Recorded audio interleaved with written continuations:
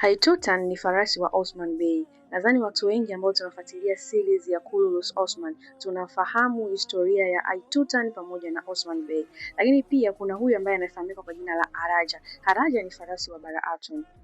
Sasa, ukizita kuona majibu ya Musa, utayaona Firauni. Na hakika leo mimi nimeona. Jirani yangu amepata bahati ya kujifungua watoto mapacha, wa kiume pamoja na wa kike. Na guess what? Amewapa majina ya Haitutan pamoja na Haraja. Majina ni ya farasi wa Osman Bey pamoja na Bara Atun.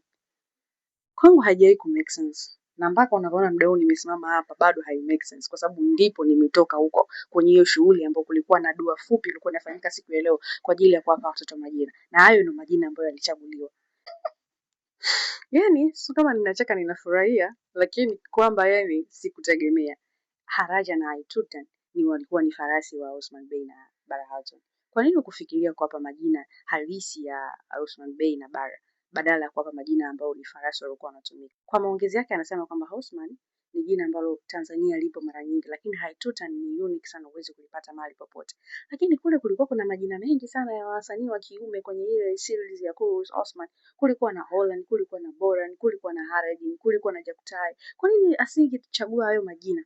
Ukija upande wa wanawake waliocheza ile tamthilia ya Kululus Osman, kulikuwa na Orafira, kulikuwa na huyu mchumba wake Haradini anaitwa nani? Gonja, Kwa nini mbona ni unique Tanzania huwezi kuyapata? Kwa nini asingewapa majina? Akachagua majina ya farasi wa Bara Atun na Osman Bey. Mimi kweli nimeshangazwa.